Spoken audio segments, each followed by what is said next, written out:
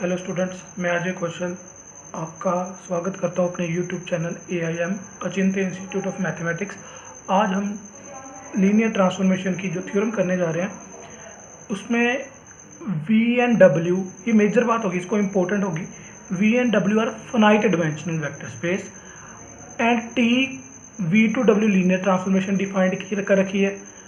और उसमें बोला गया कि अगर dimension of V is equal to dimension of W है तो हमें प्रूव करना होगा कि अगर T 1 है तो वो ऑन टू भी होगा, if and only if case होगा। मतलब 1 है तो ऑन टू है, ऑन टू है तो 1 है। लेकिन मेरा हमेशा बेसिक फंडामेंटल रूल है, कोई भी थ्योरम करनी है तो उस समय जो भी पहले डेफिनेशन लगेंगी, बिकॉज वरना आपको अगर डेफिनेशन नहीं क्लियर तो आपको थ्योरम रट्टा लगेगा कि रट्टाफिकेशन है सारा का सारा।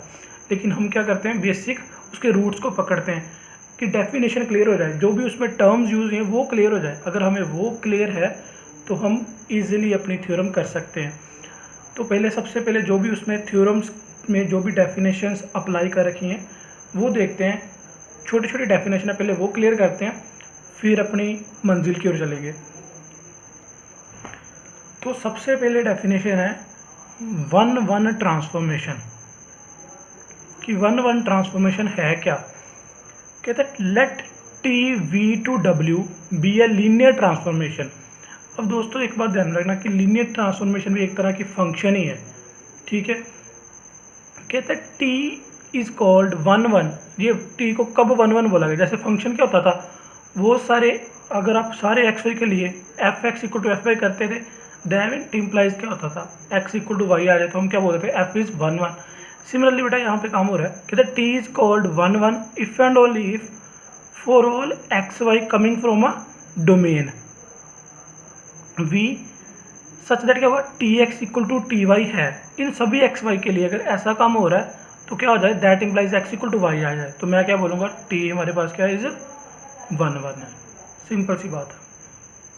अब ऑन टू के लिए, ऑन टू के लिए क्या कहता है, T is called onto if and only if for each W belongs to capital W।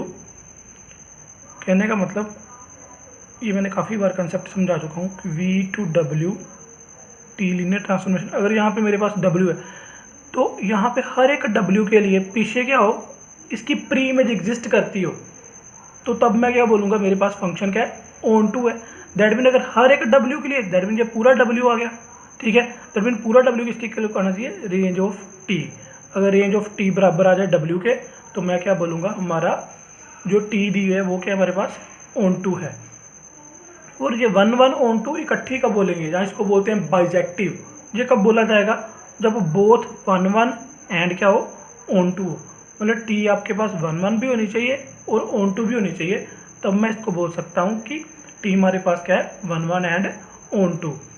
उसके बाद आती है डेफिनेशन नॉन सिंगुलर की। ये इंपॉर्टेंट है डेफिनेशन, इसको ध्यान में रखना, इंपॉर्टेंट है।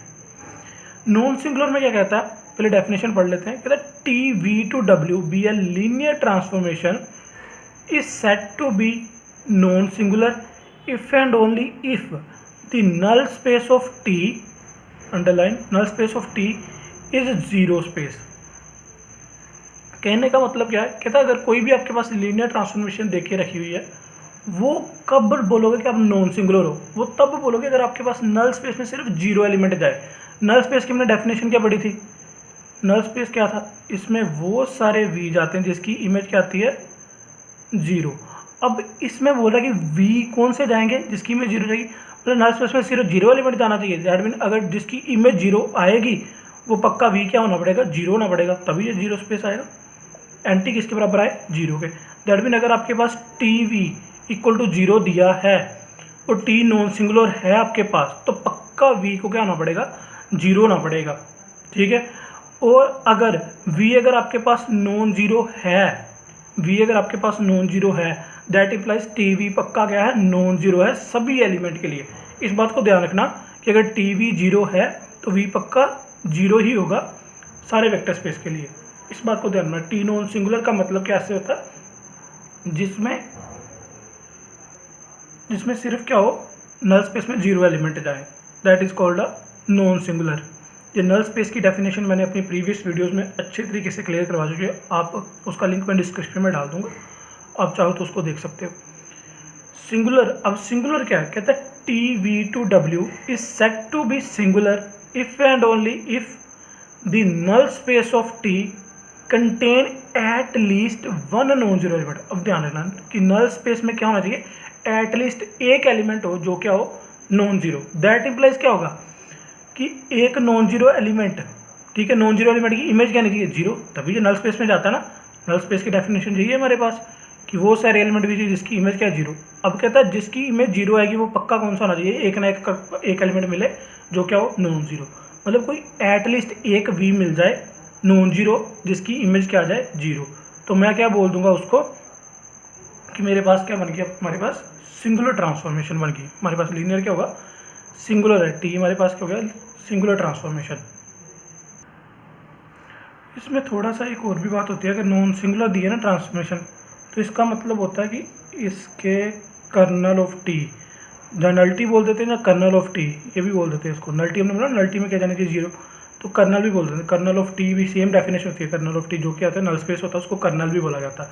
कर्नल ऑफ टी अगर पेपर में लिखा है कि इक्वल टू जीरो है, तो इसका मतलब क्या होगा, उसने बोला कि टी क्या है, नॉन सिंगुलर, ठीक है।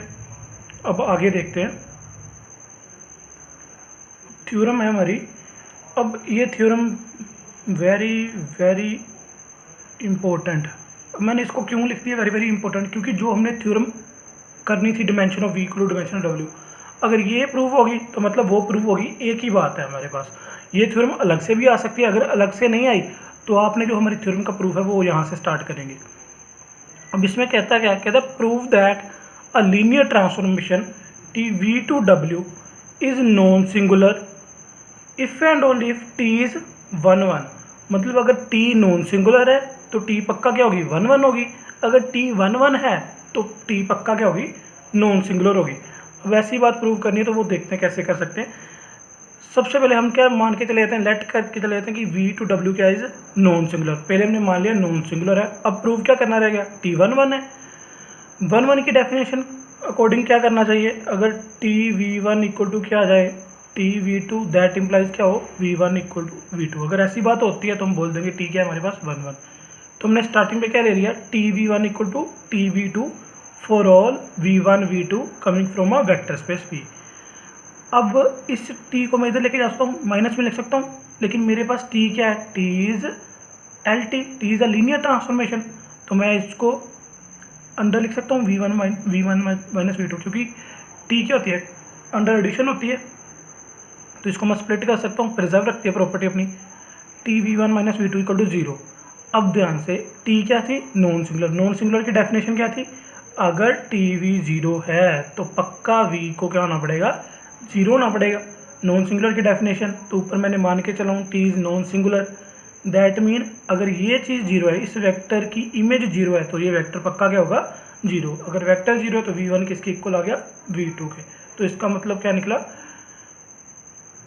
T is 1 1। T क्या निकला मेरे पास, 1 1।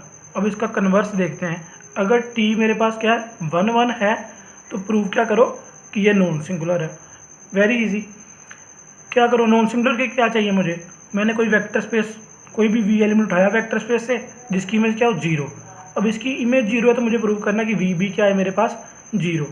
अब मुझे पता है कि लीनियर ट्रांसफॉर्मेशन क्या करती है, 0 को 0 पर मैं करती हूँ 0 लिखूँ ना T 0 लिखूँ, एक ही बात है। मतलब ये 0 को T लिख सकता हूँ, T 0, ठीक है, क्योंकि लीनियर ट्रांसफॉर्मेशन हमेशा क्या करती है, 0 को 0 पे मैप करती है। अब देखो TV इक्वल टू T 0 आ गया। अब यहाँ से एक बात समझो, T क्या था, 1 1। 1 1 में क्या होता है कि अगर Tx बराबर है TV के, दैट इम्प्लाइज x किसके बराबर आएगा, y के। दैट मीन अगर TV बराबर है T 0 के, तो V और 0 भी पक्का क्या होंगे, बराबर ही होंगे। इसका मतलब अगर किसी वेक्टर की इमेज 0 है तो वो वेक्टर भी क्या आ गया, 0। तो ये किसकी डेफिनेशन पढ़ी थी हमने ऊपर अभी, T is a non singular. अब आपको लग रहा होगा कि अगर मुझे डेफिनेशन आती है तो थ्योरम तो सिंपल सी बात होती है कि डेफिनेशन ही तो अप्लाई कर रहे हैं थ्योरम में, और तो कुछ कर ही नहीं रहे हम। इसका मतलब अगर डेफिनेशन क्लियर है तो थ्योरम भी हमें क्लियर है। अब हम अपने जो टारगेट था उस पर चलते हैं।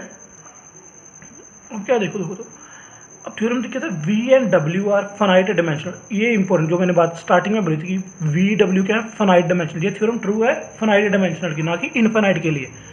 ये पेपर में लिखना जरूरी होगा आपको कि वी एंड डब्ल्यू क्या है, finite dimensional. The space such that dimension V और डिमेंशन डब्ल्यू क्या है, बराबर है। प्रूफ क्या करना है, ये linear transformation T V to W दी है, वो क्या है, अगर 1 1 है तो वो ऑन टू भी होगी। अभी मैंने प्रूव करवाया था आपको कि टी अगर 1 1 है तो वो क्या होती है, नॉन सिंगुलर। मतलब अगर फर्स्टली मैं मान के चलूँ, दैट मीन इसका अगर आप ये प्रूव करना चाहते हो तो आपको पिछली थ्योरम का प्रूफ यहाँ पे देना पड़ेगा कि टी अगर 1 1 है, दैट वो उसको प्रूव करो कि नॉन सिंगुलर है, ठीक है। नॉन सिंगुलर है तो उसको प्रूव करो कि 1 1 है। तो इसका मतलब फिर उसी पिछली थ्योरम से मैं लिख सकता हूँ कि T is 1 1 if and only if T is non singular, ठीक है। अगर टी नॉन सिंगुलर है तो अभी मैंने प्रूव किया कि इसकी नल डेफिनेशन, नल स्पेस में कितने एलिमेंट जाते हैं, zero space, that mean nullity इसकी कितनी आ गई, जीरो। अब नल्टी जीरो होगी, मेरे पास रैंक नल्टी थ्योरम होती है, उसमें क्या होता है, rank of T plus nullity of T is equal to dimension of V होता है, ठीक है। यही होती है डेफिनेशन। अब यहाँ से मुझे नल्टी दी हुई है, नल्टी कितनी है, जीरो। नल्टी की वैल्यू कितनी आ सकती है, dimension of V minus rank of T, ये आ जाएगी यहाँ से। अब नल्टी की वैल्यू यहाँ पे फिल कर दो, कितनी है, dimension of V minus rank of T equal to zero. तो रैंक ऑफ टी किसके बराबर आ जाएगा, डिमेंशन ऑफ वी के। ये वैल्यू फिल कर दो, dimension of V minus rank of T, ये नल्टी की वैल्यू आ जाएगी। नल्टी की वैल्यू जब यहाँ पे फिल करोगे आप तो क्या निकलेगा आपके पास, ये प्लस नहीं आएगा, सॉरी, जब प्लस लगा भी सकते हो, नल्टी जीरो ही है आपकी। रैंक ऑफ टी किसके बराबर आ गया, डिमेंशन ऑफ वी के बराबर आ गया। अब डिमेंशन ऑफ वी किसके बराबर दे रखी है उसने, डिमेंशन ऑफ वी बराबर है डिमेंशन ऑफ डब्ल्यू। तो मैं इस डिमेंशन क्या लिख सकता हूँ, डिमेंशन ऑफ डब्ल्यू। तो डिमेंशन ऑफ डब्ल्यू के बराबर आ गई, दैट मीन रैंक किसके बराबर आ गया, equal to dimension of T. अब मुझे पता है रैंक असल में होता क्या है, रैंक ऑफ टी का मतलब क्या होता है, डिमेंशन किसकी, रेंज स्पेस ऑफ टी की, dimension of range space of T he rank होता है, जो किसके बराबर आ रहा है, डिमेंशन ऑफ डब्ल्यू। अब मुझे पता है कि जितनी रेंज स्पेस की डिमेंशन हो उतनी डब्ल्यू क्यों आ जाए, दैट मीन रेंज किसके बराबर आ रही है, कोड मीन पूरी के बराबर। तो वो चीज़ क्या आती है हमारे पास, ऑन टू होती है। तो दैट मीन टी क्या आ गया हमारे पास, ऑन टू। ये इफ़ एंड ओनली इफ सारी बातें होंगी सारी, क्योंकि T is a 1 1 if and only if T is a non singular. मैं दोबारा से सारा टॉपिक कंक्लूड कर रहा हूँ कि हमने इस थ्योरम में किया क्या। इस थ्योरम में just vector space finite dimension important बात।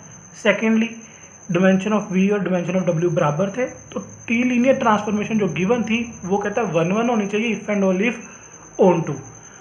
अब इसके लिए मैंने क्या किया, टी 1 1 को क्या प्रूव किया, नॉन सिंगुलर। नॉन सिंगुलर की डेफिनेशन हमने क्लियर की कि अगर T V equal to zero, मतलब उसकी इमेज अगर जीरो है तो पक्का वेक्टर भी क्या होगा आपके पास, जीरो होगा। उसी कंसेप्ट के साथ हमने इस थ्योरम को प्रूव कर दिया, बिल्कुल डेफिनेशन बेस्ड।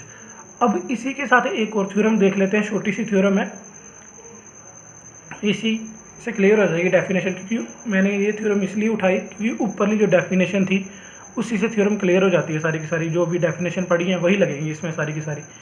क्या कहता है इसमें, let V and W be two vector spaces and T V to W is a linear transformation, assume that VF is finite dimensional। इस बात को हमेशा ध्यान रखिए, V क्या है हमारे पास, finite dimensional। prove that V and range space of T have same dimension, मतलब dimension of V and dimension of range space बराबर हैं। कब होंगे बराबर, कहता है if and only if T is non singular। कितनी इंपॉर्टेंट बात आती है निकल के कि अगर डिमेंशन वी और डिमेंशन वी की रेंज स्पेस की बराबर आती है तो proof if and only if T non singular है, दैट मीन इकट्ठे रिजल्ट हो रहे हैं। टी नॉन सिंगुलर है तो उसकी डिमेंशन रेंज स्पेस और डिमेंशन वी क्या होंगे, पक्का बराबर होंगे। हम मान के चले जाते हैं, कहते हैं गिवन डिमेंशन ऑफ वी क्या ले लो, डिमेंशन ऑफ वी बराबर है dimension of range space of T. अगर ये चीज़ बराबर है तो इसका मतलब क्या होगा, ये किसके बराबर होती है, rank of T, because dimension of range T किसके बराबर होती है, रैंक ऑफ टी होता है। वो जितनी भी डिमेंशन आएंगी रेंज स्पेस की वो क्या बन जाती है, हमारे पास रैंक निकल आता है टी का। अब रैंक नल्टी थ्योरम ये वेरी इंपॉर्टेंट है, इसका लिंक मैं अभी नीचे डिस्क्रिप्शन में दे रहा हूँ, जरूर देखिएगा इस वीडियो को। तो कि rank of T plus nullity of T किसके बराबर आ रही है, डिमेंशन ऑफ वी के, ये रैंक नल्टी थ्योरम बोलती थी। अब रैंक ऑफ टी ऊपर दिया किसके बराबर है, ये if and only if case होंगे सारे के सारे। रैंक ऑफ टी किसके बराबर है, dimension of range space of T. तो that mean rank of T को क्या लिख सकता हूँ मैं, dimension of range space of T. तो इस रैंक को क्या लिखा जा सकता है, पहले dimension of range space of T, और dimension of range space T को क्या लिखा जाता है, dimension of V. That mean dimension of V plus nullity of T किसके बराबर आ गया, डिमेंशन ऑफ वी के। अब ये डिमेंशन ऑफ वी और ये डिमेंशन ऑफ वी बराबर है, तो ये कटना है, इधर कितना करेगा, नल्टी कितनी आ गई, जीरो। नल्टी जीरो का आने का मतलब उसके नल स्पेस में क्या आ रहा है, सिर्फ जीरो एलिमेंट। तो दैट मीन टी मेरे पास क्या बनेगी, नॉन सिंगुलर। टी यहाँ से क्या निकल के आती है, नॉन सिंगुलर निकल के आ रही है मेरे पास। अब कन्वर्स पार्ट देख लेते हैं। कन्वर्स पार्ट में क्या कहता है, अब टी क्या होना चाहिए हमारे पास, नॉन सिंगुलर है, तो प्रूफ क्या करना है मुझे, डिमेंशन ऑफ वी किसके बराबर आएगी, dimension of range space of T. अब अगर टी नॉन सिंगुलर है तो इसका मतलब by definition of non singular null space में क्या जाएगा, जीरो। दैट मीन नल्टी कितनी आ गई, जीरो। फिर से rank nullity theorem, rank of T plus nullity of T is equal to dimension of V. Nullity कितनी है, जीरो, जीरो की वैल्यू, रैंक किसके बराबर आ गया, डिमेंशन ऑफ वी। अब रैंक होता क्या असल में, dimension of range space of T. That mean dimension of V किसके बराबर आ गया, dimension of range space of T. तो ये सारा कंक्लूजन था कि सिर्फ अगर आपको डेफिनेशंस आती हैं, फिर से मैं यही बात करता हूँ कि डेफिनेशन पे ही सारी की सारी थ्योरम टिकी होती है। अगर आपको बेसिक पता है तो थ्योरम करनी बड़ी आसान होती है। आई होप आपको सारी थ्योरम समझ आई होगी। Thank you so much for watching this video. मेरे चैनल को लाइक करें, सब्सक्राइब करें और शेयर करें। Thank you so much.